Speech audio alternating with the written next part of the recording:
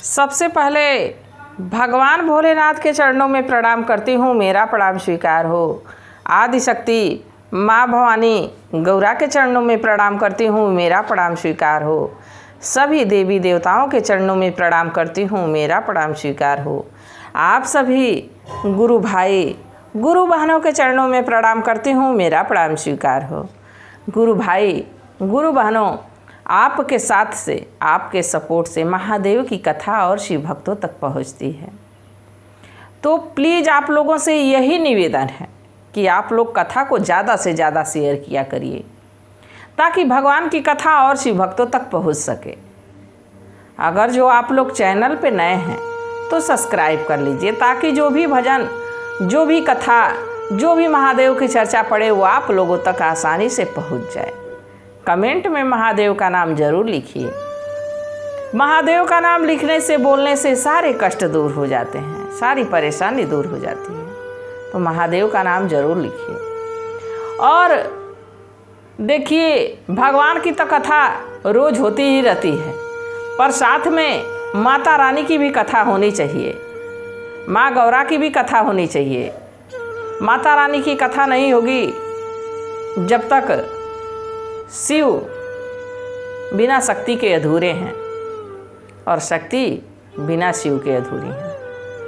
तो आज मैं आप लोगों को एक माता जी की महिमा का गुणगान सुनाती हूँ। गुरु भाई गुरु बहनों, कथा किसी भगवान की हो, किसी देवी की हो, कथा को पूरा सुनना चाहिए। सभी कथाओं में से कुछ ना कुछ ऐसा रहस्य रहता है जो हमारे जीवन में काम आता है, हमको सद्मार्ग पे चलना सिखाता है। हम अपने जीवन को कैसे सुखमय बनाएं दुख में रहते हुए, इन कथाओं से ही प्रेरित होते हैं। तो कथा को पूरा सुनना चाहिए। आधा अधूरा सुनने पे एक तो कोई ज्ञान प्राप्त नहीं होता है, दूसरे महादेव का अपमान होता है।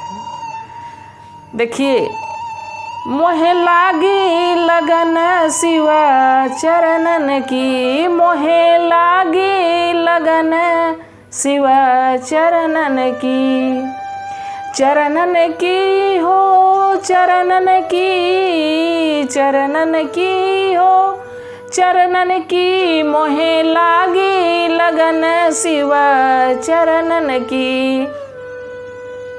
जब लगन हो जाए, निष्ठा हो जाए, भरोसा हो जाए भगवान पे, तो ये ऐसा विश्वास है, ये ऐसा नशा है कि जब चढ़ जाता है तो उतरता नहीं है। कहते हैं ना कि हर किसी को ये चढ़ती नहीं है, जिसको चढ़ती उतरती नहीं है। हर किसी को ये चढ़ती नहीं है, जिसको चढ़ती उतरती नहीं है। हमने पिया है गुरु नाम का प्याला हो, हमने पिया है शिव नाम का प्याला। हमको दुनिया की परवाह नहीं है। देखिए, ये जिसको चढ़ जाती है, ये ऐसा नशा है, भक्ति का ऐसा नशा है कि जिस पे ये चढ़ जाता है उस पे से उतरता नहीं है। तो ऐसा पान करना चाहिए, ऐसी चीज पीनी चाहिए, ऐसी अमृतवाणी सुननी चाहिए कि जो एक बार इस आत्मा में प्रवेश कर जाए तो फिर निकले ना। देखिए, एक गांव में नदी के किनारे डोन डोमिन रहते थे। वो लोग जितने शव जाते थे, शव का दाह संस्कार वो लोग करवाते थे। आप लोग को भी पता है कि घाट पे, शमशान घाट पे डोम राजा रहते हैं। डोम राजा का बहुत बड़ा, हमारे इस पृथ्वी पे बहुत महत्वपूर्ण कार्य डोम राजा करते हैं। देखिए, इस पृथ्वी पे सबके कार्य बटे हुए हैं, पर डोम राजा जो करते हैं, इस शरीर को मुक्त कराते हैं। सबसे बड़ा कार्य डोम राजा करते हैं, और उन्हीं को कुछ लोग अछूत समझते हैं। इतना पुण्य का काम जो व्यक्ति कर रहा है उसको अछूत लोग समझते हैं। ये जाति पाति किसने बनाया है? ये मनुष्यों ने बनाया है जाति पाति। भगवान किसी को जाति बना के नहीं पैदा करते हैं, सबको माँ के गर्भ में भेजते हैं। सबकी माँ होती है, चाहे कोई प्राणी हो कोई जीव हो, सबकी माँ होती है। वो सबके माँ के गर्भ में भेजते हैं, जाति पाति बना के नहीं भेजते हैं। और हमारे भोलेनाथ के दरबार में तो सब लोग रहते हैं, देवता दानव मानव भूत पिशाच सांप गोजर बिच्छू बाघ शेर सियार सब रहते हैं। वो तो कोई भेदभाव नहीं करते हैं। बाकी इस पृथ्वी पे रहते हुए ये जो मनुष्य योनि में भटक रहे हैं लोग, जिसको तो ज्ञान हो गया वो तो जान रहा है कि हमको क्या कार्य करना है। बाकी जो अज्ञानी है, जो जान नहीं पा रहा है, उसको कुछ नहीं पता है और उसी पृथ्वी पे वो नाच रहा है। कराते तो सब भगवान ही हैं, बाकी सद्बुद्धि भी दिए हैं। उस बुद्धि का अगर जो उस विवेक का हम काम लें, उस विवेक से हम काम लें तो जरूर सद्मार्ग पे चलेंगे। तो डोम और डोमिन दोनों नदी के किनारे रहते थे। जितने लोग जाते थे वहाँ शमशान घाट पे दाह संस्कार करवाते थे।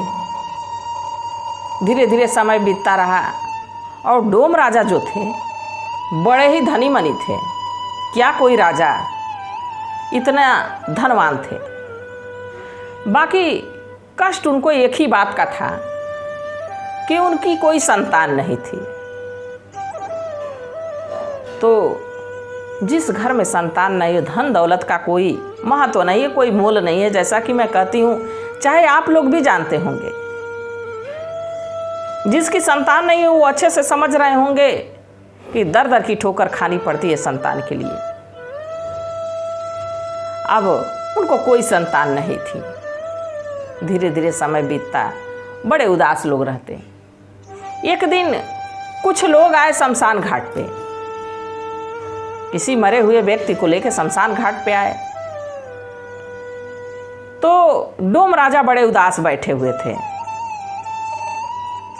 तो एक व्यक्ति पूछा कि ऐसा कि डोम राजा बड़े उदास आप लग रहे हैं, आप तो इतना पुण्य का काम करते हैं और आप ही उदास हैं। तो डोम राजा कहे कि ये तो जो मेरा कार्य है मैं कर रहा हूँ, जो प्रभु हमको जिस कुल में भेज दिए मैं उस कुल का वंशज बन के इस वंश को आगे चला रहा हूँ। बाकी हमारे वंश को आगे बढ़ाने वाला हमारी कोई संतान नहीं है। तो व्यक्ति कहा कि ऐसा है कि मैं एक ऐसा मंदिर जानता हूँ, माता रानी का मंदिर है, वहाँ जाएंगे तो ज़रूर आपकी इच्छा पूरी होगी, ज़रूर मनोकामना पूरी होगी। हम सुनते हैं वहाँ लोग जो मन्नत मांगते हैं सब पूरी हो जाती है। डोम राजा अपनी पत्नी से भी बताए, पत्नी भी बड़ा प्रसन्न कहीं कि चला जाए। खोजते खोजते उन लोगों को मंदिर नहीं मिल रहा था। जो मंदिर जिस जगह पे बताया था वो लोग पहुंच नहीं पा रहे थे। एक नदी के किनारे, एक सड़क के किनारे झोपड़ी डाल के अपना जीवन व्यतीत करने लगे कि इस धन दौलत का क्या मतलब है जब हमारा कोई है ही नहीं। तब तक एक दिन फिर वही व्यक्ति मिल गया। कहा, अरे डोम राजा, आप सारा ऐशो आराम छोड़ के, सारा अपना घर द्वार छोड़ के और झोपड़ी डाल के रह रहे हैं।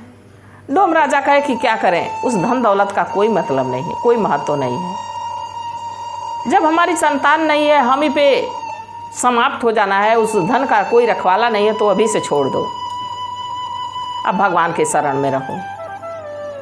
तो फिर मंदिर का पता बताए। दोनों पति पत्नी मंदिर पे गए। तो गुरु भाई गुरु बहनों, जब झोपड़ी डाल के लोग रहते थे तो कई लोग वहाँ के इर्द गिर्द के आसपास के पूछे थे कि आप लोग कौन से जाति के हैं। तो बताए कि मैं जाति का डोम हूँ।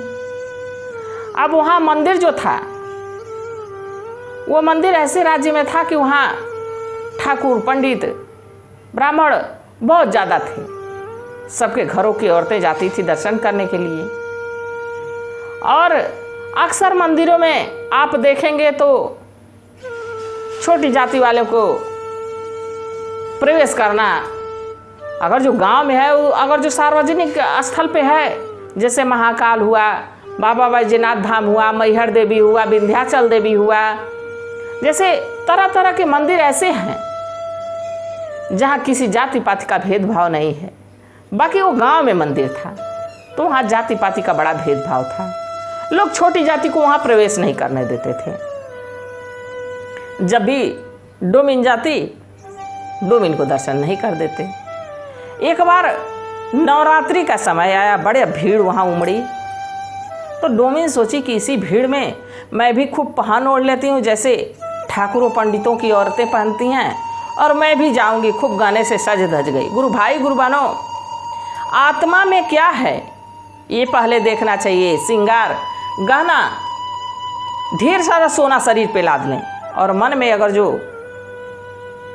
विचार गलत चल रहा हो तो सोने का कोई मतलब नहीं है, उस हीरे का कोई मतलब नहीं है, कोई मोल नहीं है,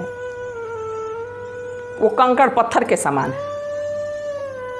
अब डोमिन भी पहन ली बेचारी कि हम भी इसी भीड़ में चली जाऊंगी। धीरे धीरे लाइन में लगी, लोग घसकने लगे। ये भीड़ इतनी थी कि दर्शन करते करते करते करते शाम हो गई, और जैसे डोमिन का नंबर आया गेट बंद हो गया। मूर्छित होके उसी गेट पे गिर पड़ी। जब मूर्छित होके गेट पे गिर पड़ी तो वहाँ के पुजारी देखे कि एक औरत मूर्छित पड़ी है, देखे कि डोमिन है। उसको छुए नहीं, बाकी कुछ लोग उसके पे जल वल छिड़के होश आया। कही माँ, मैं आज आपके दर से जाऊंगी नहीं जब तक एक फूल हमारे आंचल में नहीं दे देंगी। हम आपका दर छोड़ के नहीं जाएंगे, हम आपका दर्शन नहीं कर सके। बाकी जब हमारी कोख भर जाएगी तो ऐसा ही मंदिर मैं अपने आंगन में स्थापित करूंगी और आपकी पूजा करूंगी। मन्नत मांगी। पुजारी जी के मन में भगवान बसे कि क्या हुआ। एक फूल माता रानी के चरणों से उठाए उसके आंचल में दे दिए। उस फूल को पाके डोमिन बहुत प्रसन्न हुई, अपने घर लेके आई। और माता रानी की ऐसी कृपा हुई कि कुछ ही समय बाद उसको पता चला कि वो गर्भवती है। धीरे धीरे धीरे धीरे समय बीता, उसको खूब एक सुंदर सा बालक हुआ। और जब बालक हुआ, गुरु भाई गुरु बहनों, तो माया में, मोह में, ममता में सब कुछ भूल गई कि हम माता रानी से मन्नत क्या किए थे। बच्चे को पालने में भूल गई। बच्चे को लालन पालन ऐसा दी कि भगवान को ही भूल गई, माता रानी को ही भूल गई। हम खाना नहीं भूल सकते हैं, हम अपना कार्य नहीं भूल सकते हैं, हम सोना नहीं भूल सकते हैं, भगवान को कैसे भूल सकते हैं। पर वो भूल गई। देखिए, व्यक्ति या तो ज़्यादा दुख में पागल हो जाता है या तो ज़्यादा खुशी में ही पागल हो जाता है। दोनों अवस्था में व्यक्ति पागल होता है, ऐसा नहीं है। और हम तो कहते हैं कि जो भक्ति में पागल हो गया उसका जीवन सार्थक हो गया। अब वो बिल्कुल भूल गई कि मैं माता रानी से मन्नत क्या की थी। धीरे धीरे समय बीतने लगा, बच्चा 5 साल का हो गया। एक दिन माता रानी उसके स्वप्न में आई कि तुम हमको भूल गई, हमारे वजह से तुमको पुत्र हुआ और तुम हम ही को भूल गई। तुमने तो कहा था कि हम आपकी स्थापना करेंगे, आपकी पूजा करेंगे। तो सपने में ही कह रही है कि मैं ऐसा पूजा करूंगी कि लोग देखते रह जाएंगे। ऐसा पूजा पृथ्वी पे कोई किया नहीं होगा। जब नींद खुली तो उसको याद आया, अपने पति से कही कि देखिए, हम भूल गए थे माता रानी का, हमको पूजा करवाना है और ऐसा पूजा की तैयारी करिए, ऐसा पूजा की तैयारी करिए कि ऐसा पृथ्वी पे कोई पूजा ही ना किया हो। अब उनके मन में अहंकार आ गया, घमंड आ गया। देखिए, अहंकार अच्छे अच्छे लोगों को ले डूबता है, जैसे रावण को ले डूबा, भस्मासुर को ले डूबा। आपको पता है, ये जो दानव हैं, दानव को भी अहंकार हो गया था कि अब तो हम अमृत पी लेंगे, पर उनका भी अहंकार टूट गया। देखिए, जो घमंड कर लेता है इस पृथ्वी पे, चाहे कोई जीव हो, जिसको अहंकार हो जाता है उसका विनाश, उसका पतन हो जाता है। अब जब ये बात माता रानी सुनी कि इसके अंदर तो अहंकार हो गया है, कहीं लो अब तुम्हारी परीक्षा मैं लूँगी। अगले दिन फिर सोई, स्वप्न में आया कि तुम ऐसा पूजा करना चाहती हो कि ऐसा कोई नहीं किया हो, तो हमारी एक बात मानोगी? तो डोमिन कही कि हाँ बिल्कुल मानेंगे माँ, आप ही की वजह से पुत्र हुआ है तो आप ही की पूजा करनी है, तो आपकी बात नहीं मानूंगी तो किसकी मानूंगी?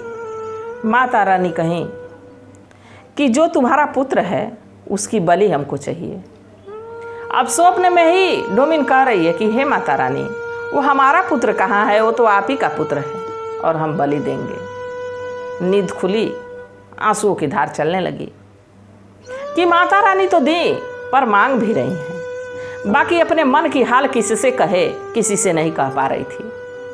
पूजा का दिन आ गया था, घर को लीप पोत रही थी, आंसू गिरे जा रहे थे, आंचल भींगे जा रहा था। बच्चा सोच रहा था कि माँ तो हमारी रोज हमको जगाती है, हमको फुसलाती है, खिलाती है, हमको खिलाती है, आज हमारी माँ हमको पूछ नहीं रही है। बाकी 5 साल का छोटा बच्चा दौड़ के पास आया, माँ भैया तुम आज हमको जगाई क्यों नहीं? तो सोच रही हैं कि कुछ समय बाद तुम्हारी बलि दे दूंगी बेटा, तो मैं सोच रही पहले से ही मुंह त्याग दूं। बच्चे की कुछ समझ में नहीं आया, बच्चा खेलने लगा। रोते रोते सब कुछ साफ सफाई की। अब जब बलि की बारी आई, माता रानी प्रकट हुई, कहीं कि हमको तुम्हारे पुत्र की बलि नहीं चाहिए। मैं देख रही थी कि तुम अपने पुत्र की बलि देती हो कि नहीं देती हो। मैं तुम्हारी परीक्षा ले रही थी क्योंकि तुम्हारे अंदर अहंकार हो गया था। उनके पैरों में लिपट के लगी रोने, माँ मुझे माफ़ कर दो। पहले तो मैं आपको भूल के बहुत बड़ी गलती की, और दूसरा हमारे अंदर अहंकार आ गया, इसके लिए क्षमा करिए। हे माँ, हमको अब कुछ नहीं चाहिए, हमको पुत्र दी, प्रभु की कृपा है कि धन दौलत है, हमको अब जीवन में कुछ नहीं चाहिए, बस आपकी भक्ति हमको चाहिए। हम जब तक जिए आपकी भक्ति करते रहें। माता तथास्तु कहीं और अंतर ध्यान हो गई। तो जैसे माता रानी डोमिन का आंचल भरी, मैं प्रार्थना करती हूँ कि हे महादेव, हे शिव गुरु, सबके बच्चे, इस पृथ्वी पे जो भी जीव हैं, सबके बच्चे सबकी माँ के पास रहें और स्वस्थ रहें, मस्त रहें। आप लोग को कथा कैसी लगी जरूर बताइएगा। मैं भी महादेव से प्रार्थना करती हूँ कि हे भोलेनाथ, हे शिव गुरु, जो भी इस कथा को देख रहा सुन रहा उस पर अपनी दया दृष्टि बरसाइएगा, सदा उन पे अपना कृपा बनाए रखिएगा। इसी कामना के साथ हर हर महादेव।